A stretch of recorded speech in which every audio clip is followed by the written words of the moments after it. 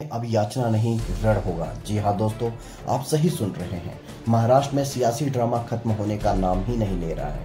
पल पल नया घटनाक्रम सामने आ रहा है। अब शिवसेना की ओर से और बागियों की ओर से तेवर कड़े हो गए हैं। पिछले 4 दिनों से महाराष्ट्र में जो राजनीतिक ड्रामा चल रहा है उसमें आज दोनों ओर से यानी शिवसेना की ओर से और बागियों की ओर से तेवर कड़े हो गए हैं। आज शिवसेना में कई राउंड की बैठक हुई है। आदित्य ठाकरे ने कुछ देर पहले एक अहम बैठक की। इस बैठक में आदित्य ठाकरे के कई करीबी सहयोगी भी शामिल हुए। करीबियों के सामने आदित्य ठाकरे ने बागियों पर जमकर हमले किए। आदित्य ने कहा कि पहले भी गद्दार शिवसेना छोड़कर जाते रहे हैं, अभी भी जा रहे हैं। आदित्य ठाकरे ने कहा कि जिन लोगों की खुद की कोई कीमत नहीं है उन लोगों को हम कितनी कीमत दें, कितनी अहमियत दें। यह एक बहुत बड़ा सवाल है।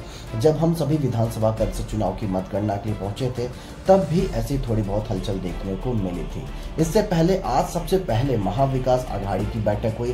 बैठक में शरद पवार मौजूद थे। उद्धव ठाकरे इस बैठक में वीडियो कॉन्फ्रेंसिंग के जरिए जुड़े। बैठक के बाद संजय राउत बाहर निकले और बड़ा बयान दिया। उन्होंने कहा कि बागी विधायकों को मौका दिया लेकिन अब बहुत देर हो चुकी है। अब लड़ाई सदन और सड़क दोनों पर होगी।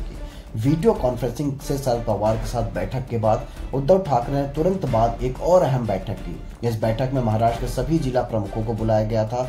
बड़ी संख्या में लोग भी पहुंचे थे। इस बैठक में उद्धव ठाकरे ने बागियों को अपने असली तेवर दिखाए। बागियों और उनके नेता एकनाथ शिंदे पर चुन चुनकर हमला किए। उद्धव ने बागियों को चुनौती दी और कहा, अगर मैं काबिल नहीं तो पद छोड़ने को तैयार हूँ। मेरे बाद पार्टी चलाकर दिखाओ। सत्ता आती है और जाती है, हम आखिरी तक लड़ेंगे। मैंने वर्षा छोड़ा, विश्वास नहीं छोड़ा। जिस तरह से बगावत हुई वो ठीक नहीं। शिंदे को अच्छा मंत्रालय दिया फिर भी धोखा दिया। शिंदे के बेटे को भी शिवसेना पार्टी से सांसद का टिकट दिया। मैं आखिरी दम तक लड़ूंगा। ये किसके वर्ड्स थे? ये उद्धव ठाकरे के वर्ड्स थे। इधर उद्धव ठाकरे मुंबई से बागियों को चुनौती दे रहे थे, दूसरी ओर बागी विधायक अपनी ताकत दिखा रहे थे। कल शिवसेना के जिन बागियों की संख्या 37 थी वो आज 38 हो गई है। शिवसेना विधायक दिलीप लांडे आज गुवाहाटी पहुंचकर एकनाथ शिंदे के कैंप में शामिल हुए। इसी बीच ये खबर आई कि एकनाथ शिंदे मुंबई के लिए रवाना होने वाले हैं, लेकिन थोड़ी देर में साफ हो गया कि बागियों का केंद्र अभी गुवाहाटी में ही रहेगा।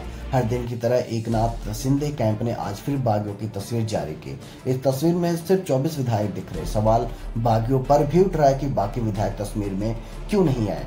इसी बीच महाराष्ट्र विधानसभा के अंदर कानूनी लड़ाई भी शुरू हो चुकी थी।